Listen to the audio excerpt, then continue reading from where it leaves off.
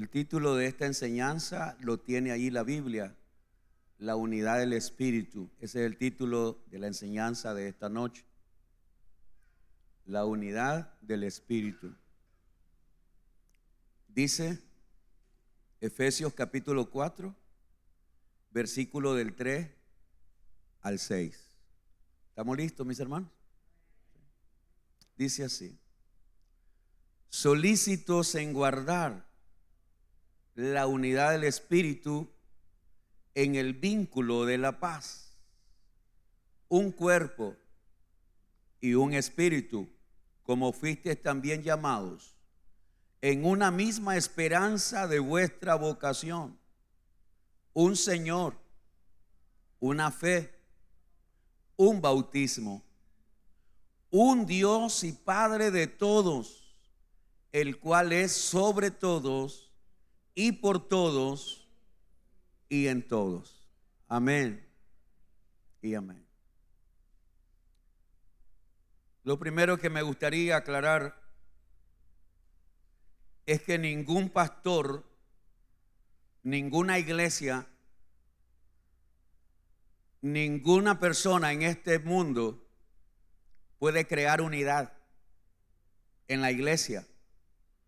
El único que ha creado la unidad es el Espíritu Santo. Preparando esta enseñanza, yo me ponía a pensar cuando hay hermanos que dicen, en esta iglesia no hay unidad. Cuando alguien dice eso, lo que está diciendo, en esta iglesia no está el Espíritu Santo. Porque ¿quién es el que crea la unidad? El Espíritu Santo. El Espíritu Santo es el que ya creó la unidad para que los cristianos, para que la iglesia, para que aquellos que decimos ser hijos de Dios, nos mantengamos unánimes. Yo no sé si se acuerda cuando estudiamos el libro de los Hechos. Cuando estudiamos el libro de los Hechos, no sé si se acuerdan cuántas veces aparece ahí que los primeros cristianos estaban unánimes en oración, estaban unánimes en la palabra, estaban unánimes en las casas, estaban unánimes en el templo, estaban unánimes. ¿Y quién creó esa unidad? El Espíritu Santo. Entonces nosotros debemos estar claros que nosotros no somos creadores de unidad. Nosotros estamos dentro de la unidad que ya tiene el Espíritu Santo. Y hoy vamos a hablar de 7 elementos que el apóstol Pablo resalta. 7 elementos que nos unen a los cristianos. Mire qué cosa. Entre nosotros los cristianos somos más dados a ver nuestras diferencias en lugar de ver qué cosa es lo que nos une. Se lo digo de nuevo. Entre nosotros los mismos cristianos nos vivimos criticando, nos vivimos señalando. Es que allá no se visten como yo me visto. Es que en aquella iglesia se visten de una manera y aquí se visten de otra. Y entonces estamos divididos. ¿Por qué? Porque allá somos santos porque se visten de una manera, o aquí somos más santos. ¿Se ha fijado en eso? Que los cristianos, es que allá los hermanos no se cortan el pelo y aquí sí hay un montón de pelones. Y entonces allá son más santos. Y comenzamos a criticarnos. Es que allá los hermanos de la otra iglesia no usan instrumentos de sonido. Ellos solo usan himnarios. ¡Qué desperdicio! Y los comenzamos a criticar. Y ellos nos critican a nosotros porque brincamos, danzamos y nos alegramos. Cuando deberíamos más bien aprender a aceptarnos tal y como somos. Lo que yo quiero que usted se dé cuenta es que los cristianos entre nosotros mismos estamos atacándonos siempre. Entre nosotros mismos estamos atacándonos porque aquí se hacen las cosas diferentes, allá se hacen de otra forma. Y entonces, en lugar de fortalecer la unidad que ya el Espíritu Santo ha creado, debilitamos esa unidad. Por eso hemos aprendido en esta iglesia, y yo quisiera que siguiéramos aprendiendo, a orar unos por otros, a orar por los pastores de otras iglesias, a orar por los hermanos de otras iglesias, no a criticarnos, no, vamos a orar, vamos a bendecirlo, porque somos una sola iglesia en Cristo Jesús. Entonces el apóstol Pablo menciona 7 elementos que mantienen unida a la iglesia. El primer elemento es el cuerpo. Dice, solícito en guardar la unidad del espíritu en el vínculo de la paz. Un cuerpo. ¿De qué cuerpo está hablando el apóstol Pablo? Del cuerpo de Cristo. ¿Y el cuerpo de Cristo quién es? La iglesia.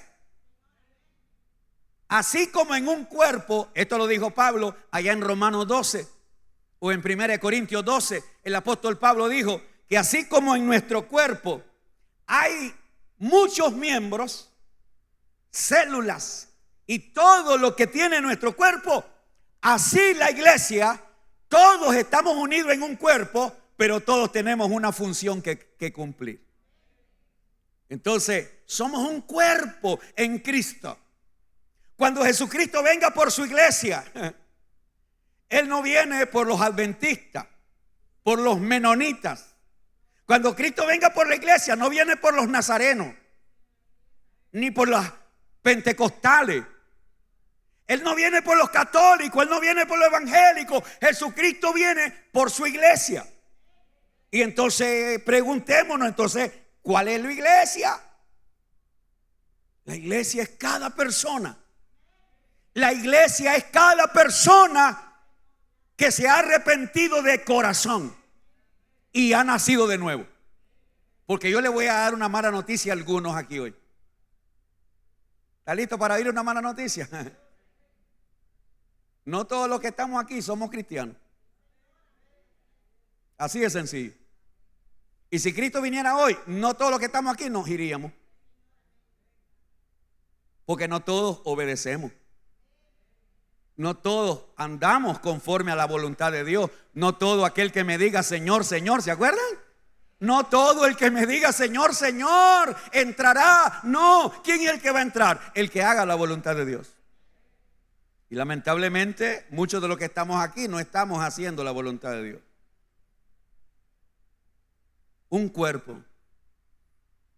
La iglesia de Cristo es un cuerpo. Y es por ese cuerpo a lo cual Juan le llama la novia del Cordero. El apóstol Juan le llama la novia del Cordero. Jesucristo viene por su novia, que estará vestida de lino fino, limpio y resplandeciente.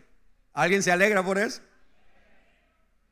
Jesucristo viene por una iglesia sin mancha y sin arruga. Un cuerpo. Número 2, un espíritu. Yo te puedo dar muchos textos bíblicos, de hecho los traje aquí apuntados, pero no te voy a dar ni uno ahorita porque quiero desarrollar esta enseñanza, ¿verdad? Con la mayor cantidad de ejemplos que pueda poner. Un espíritu.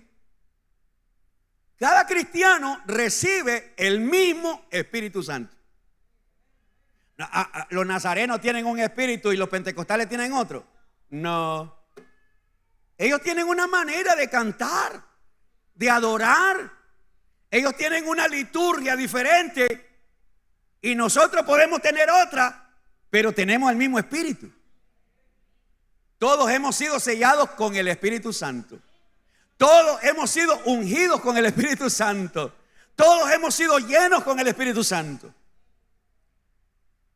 No hay Espíritu Santo para mujeres y otro Espíritu Santo para hombres. No, no existe eso. Es el mismo Espíritu Santo con el que hemos sido sellados todos nosotros. Amén, hermano. Entonces ahí está la unidad del Espíritu. Un cuerpo, un espíritu. Número 3, una misma esperanza. Allí sí me gustaría leer el siguiente pasaje. Primera de Pedro, capítulo 1, versos 3 y 4. Tenemos una misma esperanza. ¿Cuál es la esperanza del cristiano? Bueno, vamos a leerlo. Vamos a leerlo. ¿Cuál es la esperanza de un cristiano? ¿A dónde está la esperanza de un cristiano? La esperanza del cristiano, ¿a dónde estará? Vamos a ver. que dijo el apóstol Pedro.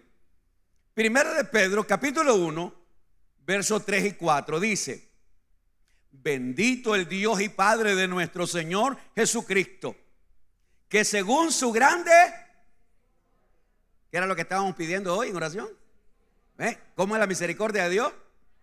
Según su grande misericordia nos hizo renacer para una esperanza viva por la resurrección de Jesucristo de los muertos. Lea conmigo el verso 4.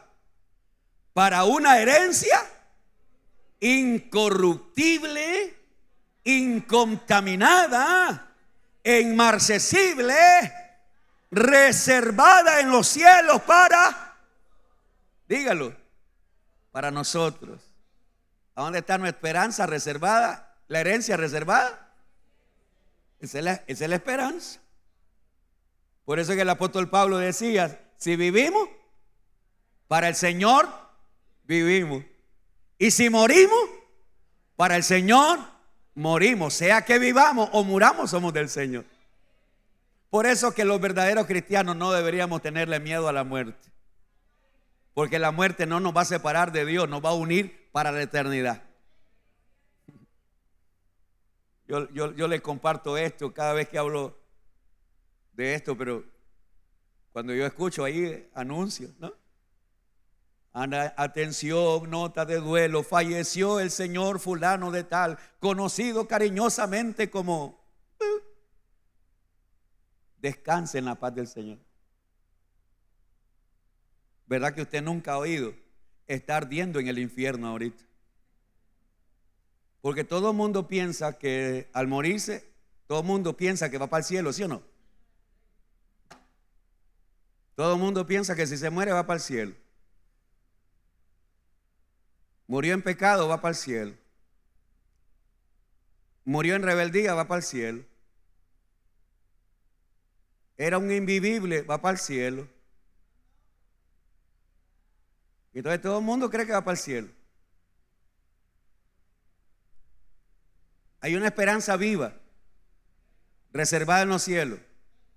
Pero yo necesito que usted vuelva a leer conmigo algo que yo estoy seguro que usted se lo saltó y no se detuvo a ver. Vaya otra vez conmigo a Primera de Pedro, capítulo 1, verso 3. Por favor, ahora sí, con el entendimiento, léalo. Dice: bendito el Dios y Padre de nuestro Señor Jesucristo, que según su grande misericordia nos hizo ¿qué? ¿Nos hizo qué? Y eso no todo el mundo lo hace. No todo el mundo quiere renacer. ¿Qué significa eso de renacer? Bueno, morir a mi yo, a mi voluntad, para que viva Cristo. La gente quiere seguir a Cristo, pero sin morir a su yo. O sea, yo hago lo que me da la gana, pero el día que me muera voy para el cielo. ¿Aló? Yo vivo como me da la gana, pero el día que me muera yo sé que Dios me va a recibir en el cielo. Estás equivocado, muchacho. Estás equivocada, muchacha. No es así. Por su misericordia nos hizo ¿qué? Renacer. Renacer. Quiere decir que ya nací, pero ahora tengo que volver a nacer. Pero para volver a nacer yo tengo que morir. Y eso exactamente fue lo que le enseñó Jesús a Nicodemo. Nicodemo, si tú no naces de nuevo, no entras al reino. Nacer de nuevo. Señor, ¿qué quiere decir eso? Que yo voy a ir otra vez donde mi mamacita y me le meto allá a la panza y mi madre me va a volver a parir. No, le dijo Jesús. Ya tu mamacita te parió y lo que parió fue carne. Pero ahora necesita morir espiritualmente y nacer espiritualmente. ¿Y cómo es eso, Señor? Bueno, eso pasa por el agua y el espíritu. El que no naciere del agua y del espíritu, aló, Todo eso está allí en Juan capítulo 3. Pero cuando uno llama a la gente y le dice, venga, arrepiéntase de sus pecados. ¿Y quién no es pecador? Todos, pero nos hemos arrepentido. Venga y entréguele su vida a Jesucristo. No, si yo tengo a Cristo desde que nací. Tú sabes, la gente que quiere justificarse. La gente que en su arrogancia ellos dicen, no, pero si yo ya tengo a Dios, dicen. Yo ya tengo a Dios en mi corazón. Nos hizo renacer. Y por eso tenemos una esperanza viva. Si usted no ha renacido, usted no tiene esperanza. Y esas son las malas noticias que yo tengo que dar a veces que no caen bien. Si usted no ha muerto a su voluntad para hacer la voluntad de Dios, usted no ha renacido. Si usted no le ha entregado su voluntad a Dios para que se haga la de Él, usted no ha renacido. Una vez más, vuelvo a recordar las palabras de Jesús. No todo el que me diga, Señor, Señor, ¿se acuerdan? Sino el que haga la voluntad de Dios. Ahí está, tan fácil de entenderlo. ¿Hay una esperanza viva? Sí, esa esperanza viva es para toda la gente que ha entendido que debe morir para volver a renacer.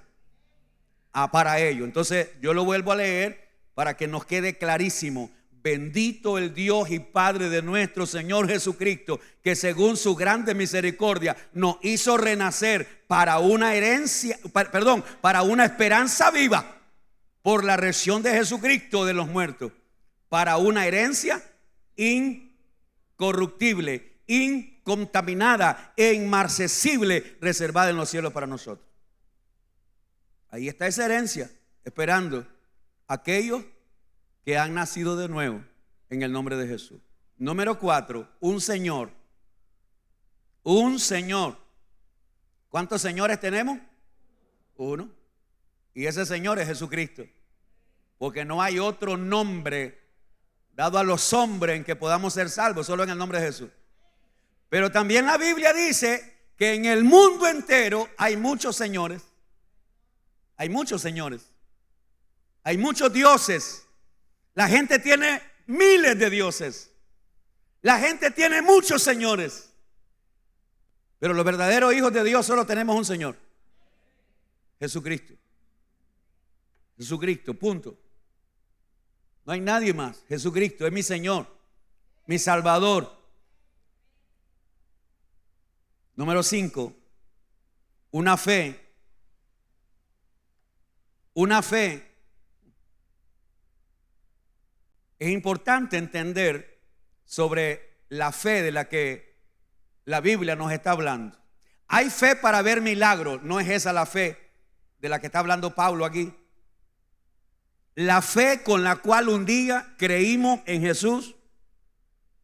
Cuando yo recibí a Cristo como mi Señor, yo tuve fe de creer en Él y así recibí la salvación. Porque sin fe es imposible agradar a Dios. Pero tristemente muchos comenzaron teniendo fe para creer en Jesús, para seguirlo por un tiempo, pero en el camino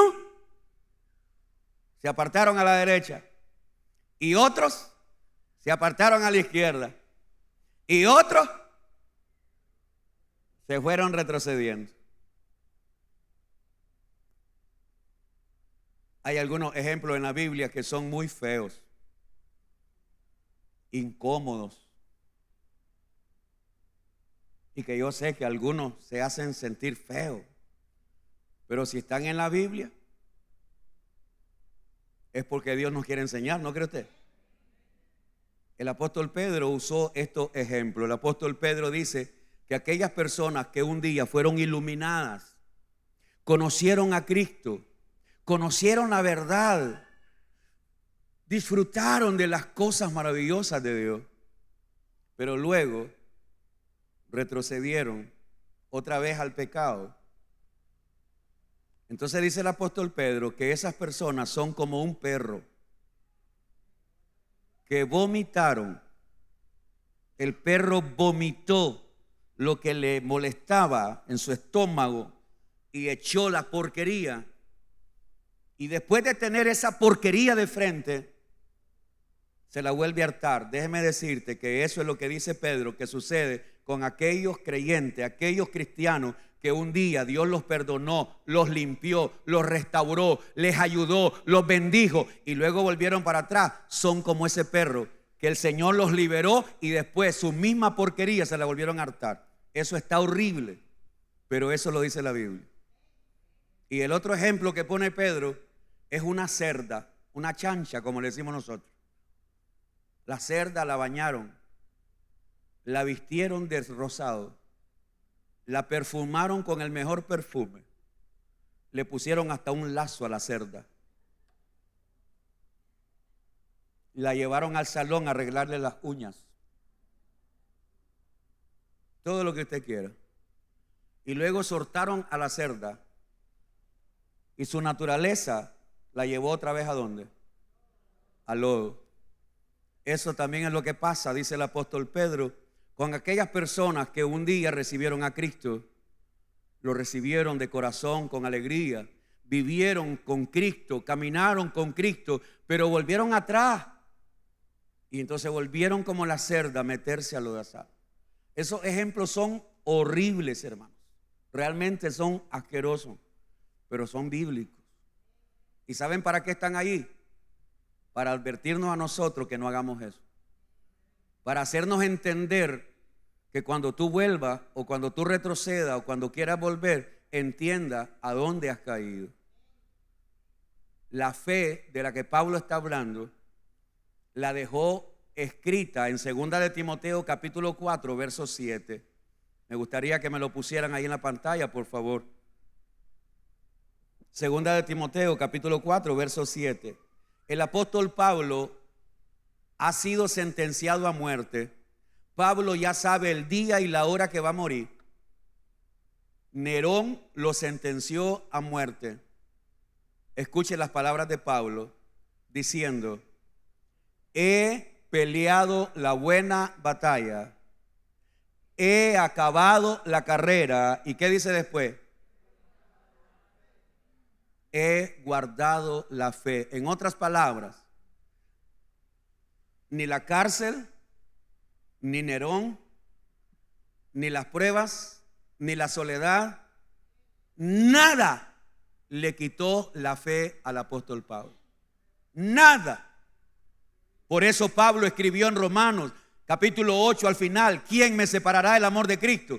Tribulación, hambre, desnudez, lo alto, lo profundo, ángeles, principados, potestades, lo presente, lo porvenir. ¿Qué me va a separar de Cristo? Nada. Que así fuéramos nosotros, señores.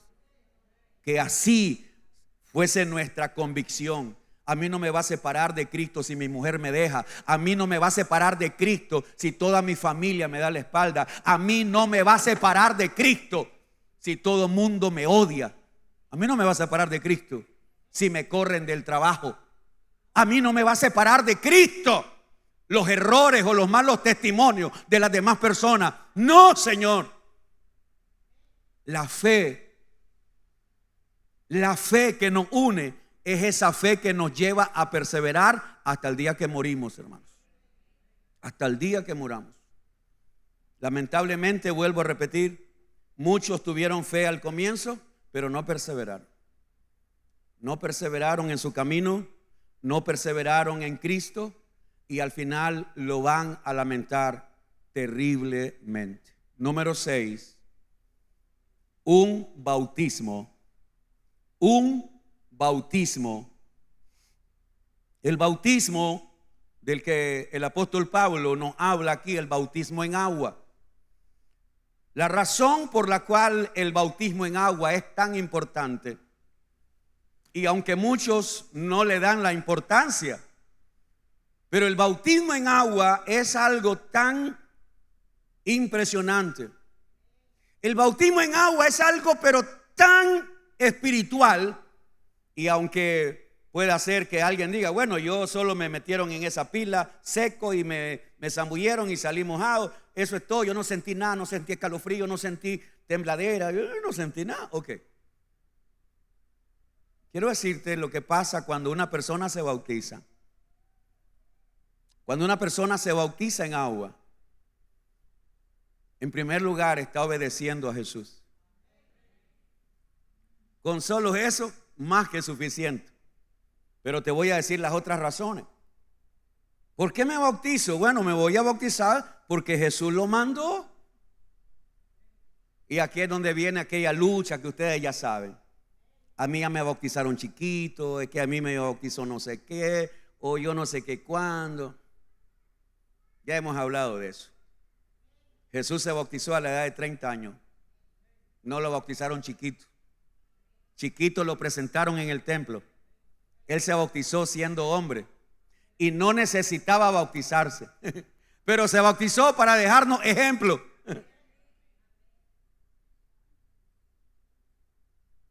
El bautismo, cuando una persona se bautiza en agua, está dando testimonio públicamente. ¿Por qué los bautizos eran públicos y deben seguir siendo públicos? Porque damos testimonio que morimos con Jesús, que somos sepultados con Jesús y resucitamos con Jesús. Vaya y léalo conmigo en Romanos capítulo 6, versos 3 y 4. Romanos capítulo 6, versículos 3 y 4.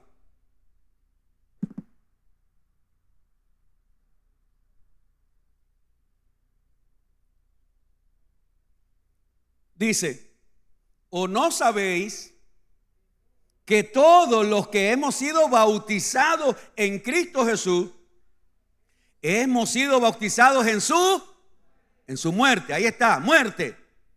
Porque somos sepultados juntamente con Él para muerte por el bautismo, a fin de que como Cristo resucitó de los muertos por la gloria del Padre, lea conmigo por favor, hermano, así también nosotros, ¿qué dice? ¿Andemos en qué? En vida nueva.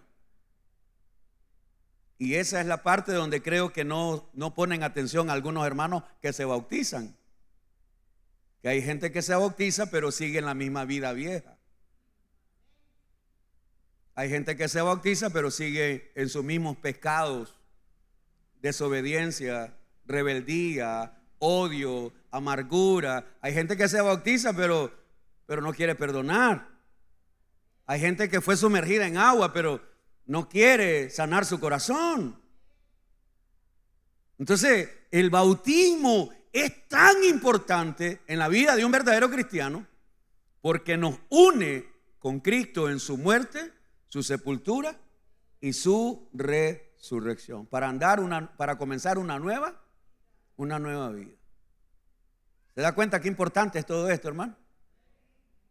Y número 7 y último, un Dios. ¿Cuántos dioses? Uno.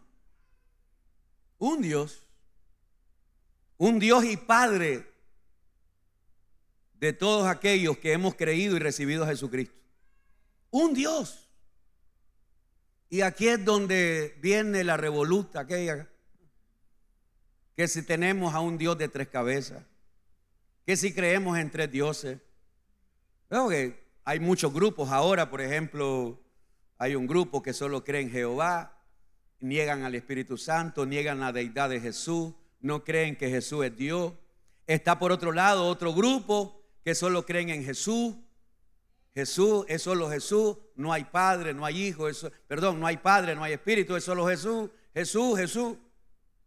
Pero cuando vamos a la Biblia y encontramos que cuando Jesús se bautiza en el cielo, el Padre habló y dijo: ese es mi Hijo amado, en el que yo tengo complacencia. Jesús, el Hijo, se está bautizando y el Espíritu Santo desciende como paloma. La Trinidad de Dios es un misterio, hermano. por más que lo queramos explicar, entender, es imposible. Por eso es que caemos en esta cosa de, como yo no entiendo la Trinidad, entonces me invento que solo Jesús o solo Jehová. No, espérate. Pablo habló del Padre, del Hijo y del Espíritu Santo. Pedro habló del Padre, del Hijo y del Espíritu Santo. El apóstol Juan habló del Padre, el Hijo y el Espíritu Santo. Pero todos dijeron que es uno. Todos dijeron que es uno. ¿Y qué es lo que yo debo creer? Que hay un solo Dios. Punto. No se meta a querer entender misterios que es imposible. Ni los más grandes teólogos que han habido en la historia, entre ellos mismos, no se ponen de acuerdo. Entre los mismos teólogos no se pueden poner de acuerdo porque uno piensa una cosa, el otro piensa otra cosa. No, espérate, hermano. Yo no necesito pensar qué dice el fulano, qué dice Mengano. Yo solamente quiero entender que si la Biblia me dice que hay un Dios, yo voy a creer que hay un Dios. Nada más. Un Dios que es creador, que es salvador y es consolador. Dios el Padre creador, el Hijo salvador y el Espíritu Santo consolador. Punto. No tengo por qué enredarme, señores. Estos 7 elementos nos unen como hermanos, nos unen como iglesia. Y es por esa razón que deberíamos aprender a orar más unos por otros, por los hermanos de otras denominaciones. Nosotros no pertenecemos a ninguna denominación, pero por eso no quiere decir que seamos nosotros mejores, para nada. Usted me ha oído y me va a seguir oyendo, hermano. En esta tierra todos seguimos siendo pecadores necesitando de Dios. Todos. Usted nunca se le ocurra decir, la iglesia donde yo voy es la verdadera. La iglesia verdadera va a ser la que esté allá en el cielo. No, usted no vaya creyendo que usted pertenece, que usted es el mejor, que usted... No, hermano.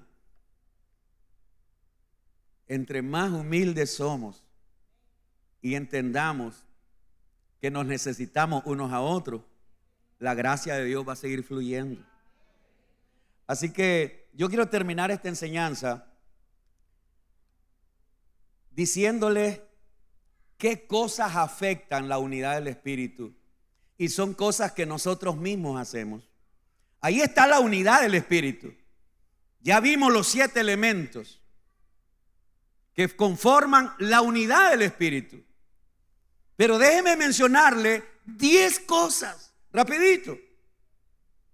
10 cosas que nosotros hacemos y afectamos la unidad del Espíritu. Nosotros no podemos crear la unidad, pero nosotros podemos afectar la unidad del Espíritu. Yo espero que me haya entendido esa parte. Yo no puedo crear unidad, pero sí puedo afectar la unidad con mis actitudes o mi forma de vivir. Le voy a poner 10 ejemplos. ¿Qué cosas nos hacen, debilitan y afectan la unidad del Espíritu? Número 1, divisiones por preferencia de predicadores. ¿Se acuerdan lo que pasaba allá en Corinto? En la iglesia de Corinto. Yo soy de Pablo. Yo soy de Apolo. Yo soy de Pedro. Y allá en los otros dicen, yo de Cristo. ¿Qué había en esa iglesia? Había preferencia. Estaban unos hermanos que decían, a mí me gusta cómo predica Pedro, los otros cómo predica Pablo, cómo predica Apolo, y había una preferencia. Hermanos, tenemos que entender algo, mis amados hermanos, con todo el amor y la calma que Cristo me da esta noche, se lo quiero decir, hermano. Cuando usted menosprecia a un predicador que se para aquí, usted está menospreciando la palabra. Porque en este lugar, si alguien viene a predicar la palabra de Dios, ¿verdad? Y sí, alguien puede decir, bueno, sí, a mí me gusta o me siento o me identifico o me hace, sí, pero al final cualquier persona que venga a este lugar y se pare aquí a predicar, usted nunca debería menospreciar, porque sería menospreciar la palabra de Dios. Entonces, y eso debilita. Número 2, el orgullo y la falta de humildad para perdonar debilita la unidad en la iglesia. En la iglesia de Corinto pasó algo, ustedes se deben de acordar, aquel hombre que le quitó la mujer a su papá, ¿se acuerdan? En 1 Corintios capítulo 5 está eso. Este individuo le quita la madrastra a su papá y Pablo lo expulsó de la iglesia. Pero en 2 Corintios capítulo 2, el hombre se arrepiente y vuelve a la iglesia. Ahora nadie lo quiere perdonar. El que había cometido ese pecado ahora regresa a la iglesia arrepentido, pero los hermanos en la iglesia se sienten mejores y como que ellos no fueran tampoco o nunca han cometido algún error, no querían recibirlo, no lo querían perdonar, y el apóstol Pablo tiene que escribirle. Esto está en 2 Corintios capítulo 2, donde Pablo les dice: reciban al hermano, perdonen al hermano, ayuden al hermano. ¿Por qué? Porque es un alma que se ha arrepentido. Pues nosotros también deberíamos entender que cuando alguien se aparta, hermano, cuando alguien se aparta al mundo y vuelve, nosotros debemos recibirlo, atenderlo, ayudarle para que esa persona siga adelante. Número 3, pecados y mal testimonio de los líderes debilita. Los pecados y mal testimonio de los líderes debilita la unidad en la iglesia. Había una iglesia pastoreada por el apóstol Juan, y Juan había puesto a un pastor, ¿verdad?, llamado Diótrefes. Juan puso a un pastor a cuidar esa iglesia llamado Diótrefes. Pero este Diótrefes era un infierno. Este Diótrefes era un hijo del diablo. Usted lo puede leer cuando quiera en la carta número 3 de Juan, en el capítulo 1, versos 9 y 10. Ahí puede leer. Diótrefes estaba dividiendo la iglesia, estaba haciendo sanganada a este líder. Entonces, el mal testimonio y los pecados de los líderes debilitan la unidad de la iglesia. Número 4, las falsas doctrinas. Las falsas doctrinas. En Romanos capítulo 16, versos 17 al 18, el apóstol Pablo dice a los hermanos: hermanos, abran bien sus ojos y miren aquellos que causan divisiones. Abran sus ojos, miren si en la iglesia hay gente que anda causando división en la doctrina, gente que anda enseñando cosas que se salen de la palabra del Señor. Eso también debilita a la iglesia. Número 5, la hipocresía. La hipocresía. ¿Quién iba a creer que el mismo apóstol Pedro iba a caer en ese pecado de hipocresía y él estaba dividiendo la iglesia? El apóstol Pedro, eso ya lo leímos hace poco en Gálatas capítulo 2, ahí leímos la hipocresía de Pedro, cómo el apóstol Pablo lo reprende públicamente delante de todos, reprende la hipocresía de Pedro. Ese es un verdadero líder, ese es un verdadero líder. Aquel que tiene que confrontar a quien sea, que tiene que desenmascarar a quien sea. Y ahí estaba la hipocresía de Pedro, y el apóstol Pablo lo exhortó porque estaba debilitando la unidad de la iglesia. Número 6, envidia y celos ministeriales. Envidias y celos ministeriales. El apóstol Pablo decía: hay quienes predican a Cristo de todo corazón, pero hay otros que lo hacen por envidia. Hay gente que gusta predicar, pero solo para que vean que puede, por envidia, para que vean que no solo él puede. Y todo eso pasa en la iglesia. Número 7, no someterse a las autoridades en la iglesia debilita la iglesia. En la segunda carta de Timoteo, el apóstol Pablo habla de un líder llamado Alejandro el Calderero. Este Alejandro el Calderero era otro que le hacía la guerra al pobre Pablo. Alejandro el Calderero no se sometía a la autoridad de Pablo. Lo mismo sucede a veces en las iglesias. Hay líderes que no se someten.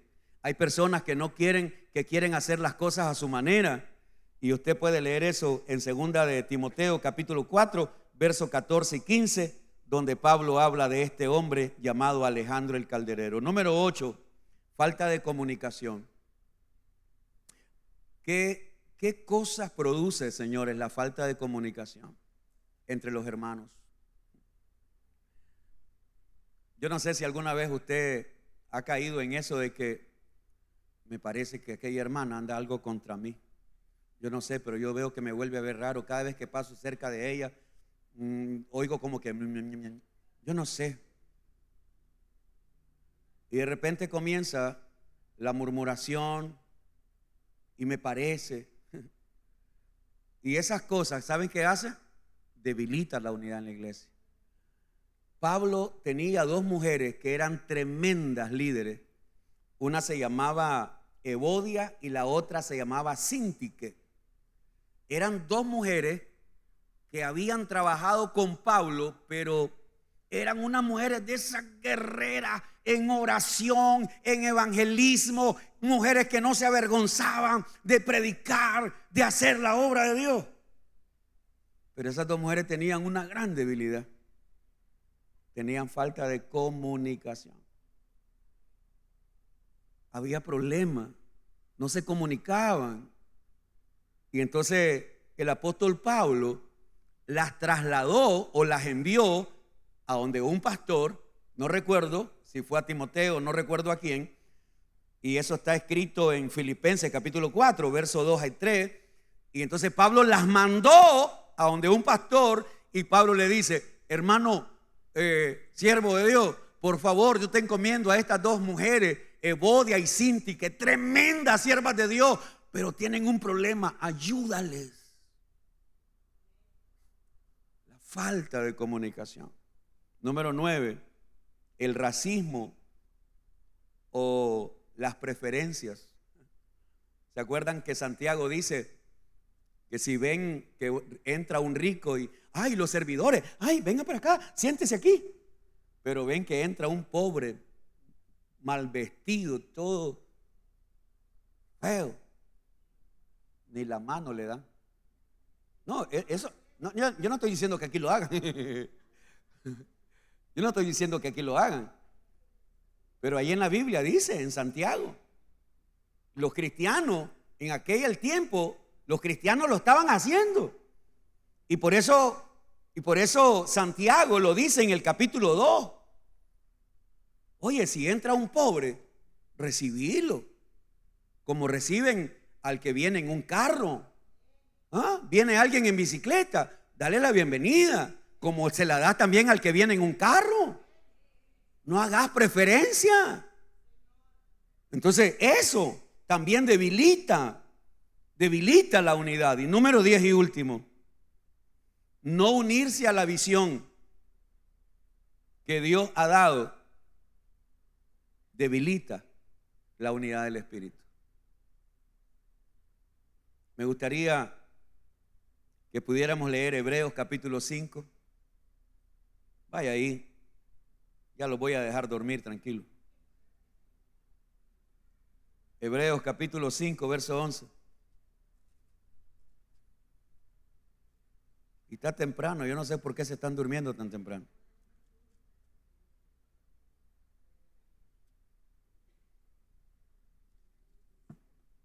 Hebreos capítulo 5.